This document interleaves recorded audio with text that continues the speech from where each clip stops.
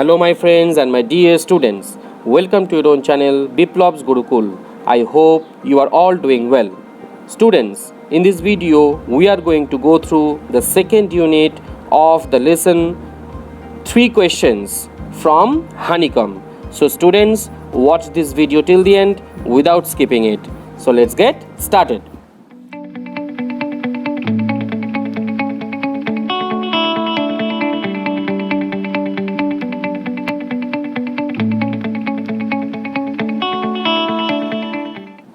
Students, তোমরা দেখো আজকে আমাদের সেকেন্ড ইউনিট পড়া হবে 3 কোয়েশ্চেন্সের। তো কি বলছে প্রথম প্যারাগ্রাফে দেখো, the king turned round and saw a bearded man running towards them. তো যখন ইউনিট 1-এর শেষে হারমিট বলে উঠলো যে দেখো কি যেন দৌড়ে আসছে আমাদের দিকে, তখন রাজা সেই কথা শুনে যখনই মুখ ঘুরিয়েছে সে দেখে যে একটা দাড়িওয়ালা লোক তাদের দিকে ছুটে আসছে। His hands were pressed against his stomach from which blood was flowing. এবং সেই বিয়ার্ডেড লোকটি, সেই দাড়িওয়ালা লোকটি তার হাত তার পেটের মধ্যে চাপা দিয়ে রেখেছে যেখান থেকে ব্লাড বেরিয়ে আসছে। When he reach the king he ফেন্টেড and fail to the ground. যখন সেই বিয়ার্ডেড ম্যান রাজার সামনে আসে তখন সে ফেন্টেড হয়ে যায়। ফেন্টেড মানে অজ্ঞান হয়ে যায় এবং মাটিতে লুটিয়ে পড়ে। নেক্সট কি বলছে, the king and the hermit remove the man's clothing and found a large wound in his stomach. তো রাজা এবং সেই ঋষিমুনি যখন সেই বিয়ার্ডেড ম্যানকে দেখলো এবং তার যখন জামাটাকে খুললো সেখানে দেখলো তার পেটে, স্টমাক মানে পেট, পেটের মধ্যে একটা বিশাল বড় ক্ষতচিহ্ন। The king washed and covered it with his handkerchief. রাজা তখন সেই ক্ষতস্থানটিকে ধুয়ে সেটিকে ঢেকে দিল তারই একটা রুমাল দিয়ে। But the blood would not stop flowing. কিন্তু তার পেট থেকে রক্ত বেরোনো বন্ধ হলো না। The king redressed the wound until at last the bleeding stopped. রাজা তখন আবার সেইটাকে ড্রেসিং করে দিল যতক্ষণ না সেই ব্লিডিংটা স্টপড হচ্ছে, যতক্ষণ না রক্ত বেরোনো বন্ধ হচ্ছে। নেক্সট প্যারা কী বলেছে দেখো, the man felt better and asked for something to drink. সেই বিয়ার্ডেড ম্যান যখন একটু ভালো অনুভব করলো সে তখন কিছু পান করবার জন্য তাদেরকে চাইলো। The king ব্রট fresh water and gave it to him. রাজা তখন পরিষ্কার জল নিয়ে এসে তাকে দিল খাবার জন্য। By this time the sun had set and the air was cool. ইতিমধ্যে সূর্য অস্ত গিয়েছে এবং বাতাস ঠান্ডা হয়েছে। The king with the hermit's help carried the wounded man into the hut and laid him on the bed. রাজা তখন সেই হার্মিটের সাহায্যে সেই বিয়ার্ডেড ম্যানটিকে তুলে নিয়ে ঘরের ভেতরে খাটের ওপর শুইয়ে দিল। The man closed his eyes. এবং সেই লোকটি তখন চোখ বুজে শুয়ে পড়ল। লে কোয়াইট, চুপচাপ শুয়ে থাকলো। The king tired by his walk and the work he had done lay down on the floor and slept through the night. সেই রাজা যথেষ্ট ক্লান্ত হয়ে গিয়েছিল এত দূর হেঁটে আসার ফলে, এত কাজ করবার ফলে। সে মাটিতেই শুয়ে পড়ল and slept through the night, সারা রাত সেখানেই ঘুমিয়ে থাকলো। When he awoke it was several minutes before he could remember where he was or who the strange bearded man lying on the bed was. তো যখন সেই রাজা সকালবেলা ঘুমিয়ে উঠল কিছুক্ষণের জন্য সে কিন্তু বুঝে উঠতে পারছিল না সে কোথায় আছে বা সেই বিছানায় শুয়ে থাকা বিয়ার্ডেড ম্যানটি কে ইত্যাদি সে কিন্তু প্রথমে বুঝতে পারছিল না। Forgive me, said the bearded man in a weak voice when he saw that the king was awake. রাজাকে ঘুম থেকে উঠতে দেখে সেই বিয়ার্ডেড ম্যানটি রাজাকে বললে, ফরগিভ মি, আমাকে মাফ করে দেবেন। I do not know you and have nothing to forgive you for, said the king. রাজা তখন বিয়ার্ডেড ম্যানটিকে বলল যে আমি তো তোমাকে চিনি না বা এমন কিছুই তুমি করনি যার জন্য তুমি আমার কাছ থেকে ক্ষমা চাইছো, বা আমি তোমাকে ক্ষমা করব এমন কোনো কারণ তো এখনো পর্যন্ত আমি জানতে পারিনি। You do not know me but I know you. দেখুন, আপনি আমাকে চেনেন না, কিন্তু আমি আপনাকে চিনি। I am that enemy of yours who swore revenge on you. আমি হলাম আপনার সেই শত্রু যে প্রতিজ্ঞা করেছিল আপনার কাছ থেকে প্রতিশোধ নেবে। Because you put my brother to death and seize my property. কারণ আপনি আমার ভাইয়ের মৃত্যুর কারণ, এবং আপনি সিজ করে নিয়েছেন, সিজ মানে বাজেয়াপ্ত করেছেন, আপনি লুট করে নিয়েছেন, বাজেয়াপ্ত করেছেন আমার সমস্ত প্রপার্টি, আমাদের সমস্ত সম্পত্তি। I knew you had gone alone to see that hermit. আমি জানতাম যে আপনি একাই এই হারমিটের কাছে দেখা করতে এসেছেন। And I made up my mind, এবং আমি মনস্থির করি টু কিল ইউ, আপনাকে মারার জন্য। অন ইয়োর ওয়ে হোম, আপনি যখন ফেরত আসবেন, আপনি যখন বাড়ি ফিরবেন, আপনার বাড়ি যাওয়ার পথেই আপনাকে হত্যা করার আমি প্রতিজ্ঞা নিয়েছিলাম। But the day passed and you did not return. কিন্তু দিন কেটে যায়, আপনি ফেরত আসেন না। So I left my hiding place, এবং আমি অস্থির হয়ে আমার লুকোনো জায়গা থেকে বেরিয়ে আসি। অ্যান্ড আই কেম আপন ইয়োর বডিগার্ড, এবং আমার সঙ্গে দেখা হয়ে যায় আপনারই দেহরক্ষীর সাথে। Who recognised me and wounded me, যিনি আমাকে চিনতে পেরে যান এবং আমাকে আঘাত করেন। I escaped from him, but I should have died if you had not dressed my wounds. আমি তার থেকে পালিয়ে এসেছিলাম ঠিকই, কিন্তু আমি হয়তো মারাই যেতাম যদি আপনি আমার এই ক্ষতস্থান সারিয়ে না তুলতেন।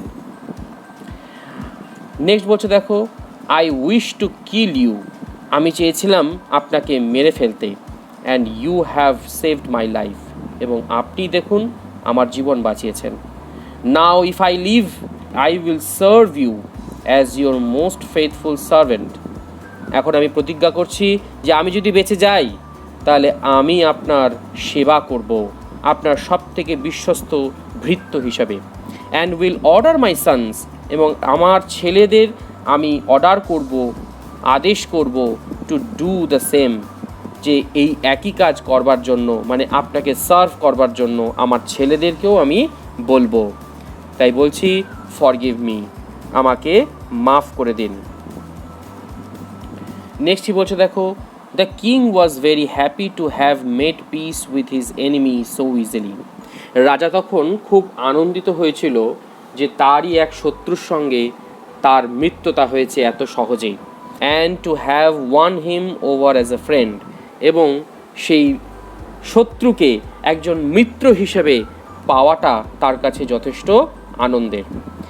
হি not only forgave him, but said he would send his servants and his own doctor to look after হিম।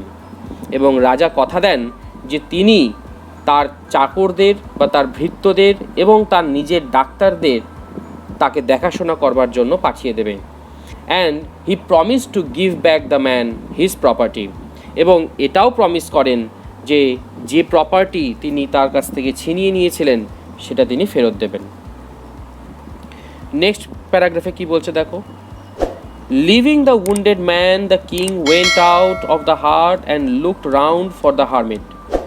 সেই হারমিটের কুঁড়ে ঘর থেকে বেরিয়ে এসে, বা সেই উন্ডেড ম্যানকে ওইখানে রেখে দিয়েই রাজা যখন সেই কুঁড়ে ঘর থেকে বেরিয়ে চারদিকে তাকাতে থাকলো হারমিটকে খোঁজবার জন্য, before going away he wished once more to get answers to his questions. চলে যাওয়ার আগে শেষবারের মতন তিনি হারমিটকে তার প্রশ্নের উত্তর জানবার ইচ্ছা প্রকাশ করেন। The hermit was on the knees sowing seeds in the beds that had been dug the day before. তিনি দেখলেন যে সেই হারমিট কী করছেন, হাঁটু গেড়ে বসে বীজ রোপণ করছেন সেই মাটি খননের জায়গায়, যেই মাটিটি আগের দিন রাজা খনন করেছিলেন। The king went up to the hermit and said, রাজা সেই হারমিটের কাছে গিয়ে হারমিটকে বলে, for the last time I beg you to answer my questions wise man. হে হারমিট, আমি শেষবারের মতো আপনাকে অনুরোধ করছি আনসার দেওয়ার জন্য আমার কোয়েশ্চেন্সগুলো। বোঝা গেছে? চলো নেক্সট প্যারাতে কি আছে দেখি। You have already been answered, said the hermit. Hermit তখন রাজাকে বলে যে তুমি তো তোমার উত্তর পেয়ে গেছো। Still bending down to the ground and looking up at the king as he stood before him. সেই হারমিট তখনও গ্রাউন্ডেই বসেছিলেন এবং মুখটা রাজার দিকে তুলে তিনি বললেন যে তুমি তোমার অ্যান্সার পেয়ে গেছো। How have I been answered, what do you mean? রাজা তখন অবাক হয়ে জিজ্ঞাসা করে, আমি আনসার পেয়ে গেছি, এটা কি করে সম্ভব? আপনি কি বলতে চাইছেন? তখন হারমিট বলে, do you not see, replied the hermit. Hermit তখন বললে, তুমি কি দেখতে পেলে না? If you had not pitied my weakness yesterday and had not dug this beds for me, you would have gone away. তুমি দেখো, তুমি যদি কালকে আমার প্রতি দয়া দেখিয়ে এই বেডসগুলোকে খনন না করতে, তাহলে তুমি এতক্ষণে তোমার বাড়ির দিকে রওনা হয়ে যেতে। Then that man would have attacked you, তাহলে সেই বিয়ার্ডেড ম্যান তোমাকে দেখতে পেয়ে তোমার উপর আক্রমণ করতো।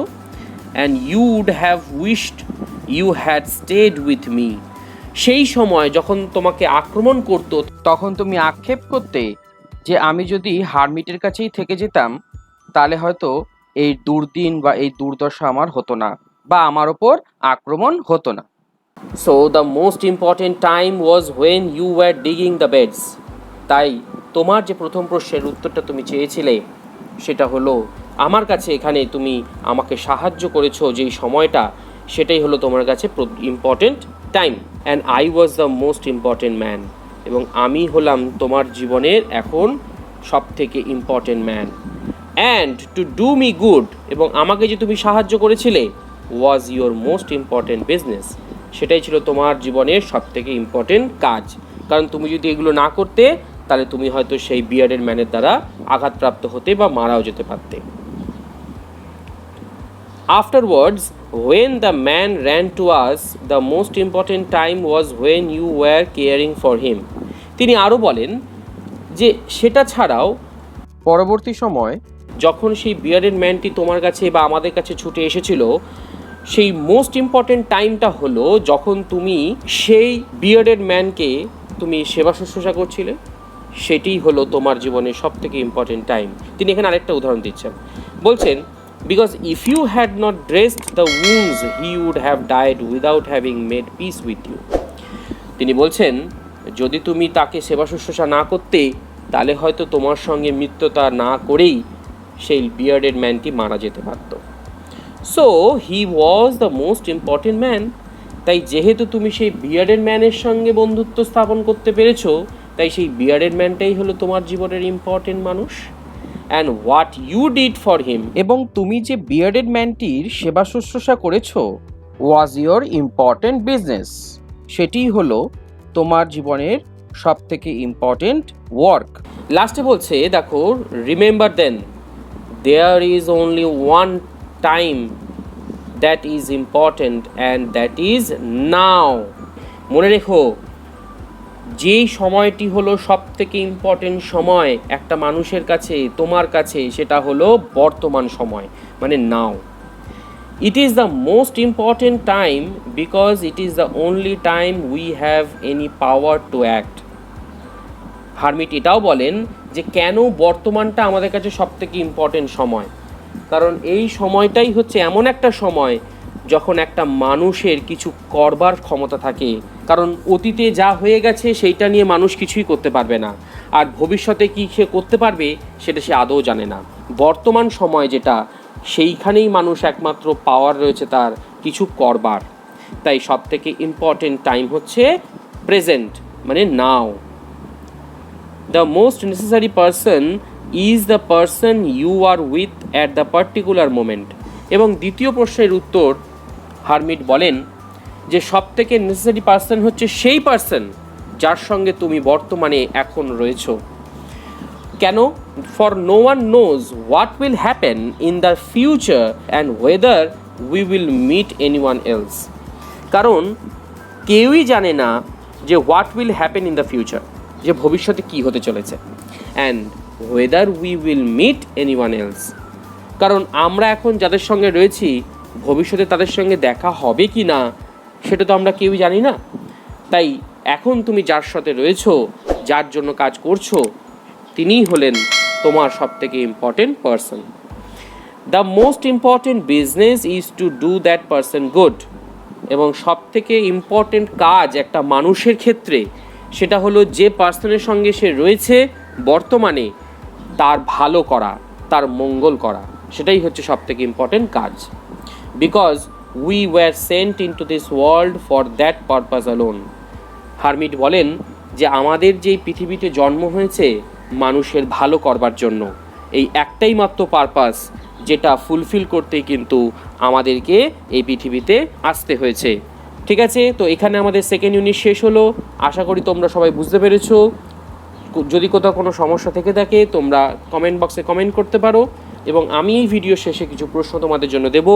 তোমরা ভিডিওটাকে পজ করে সেই প্রশ্নগুলো টুকে নিয়ে তার অ্যান্সার করে দেবে এবং কমেন্ট বক্সেও সেই উত্তরগুলো লিখে দেবে। তাহলে এই বলেই আমি এখানে শেষ করছি। তোমাদের সঙ্গে দেখা হবে আমার পরের ভিডিওতে। ততক্ষণে তোমরা সকলে ভালো থাকবে, সুস্থ থাকবে। Stay home, stay safe.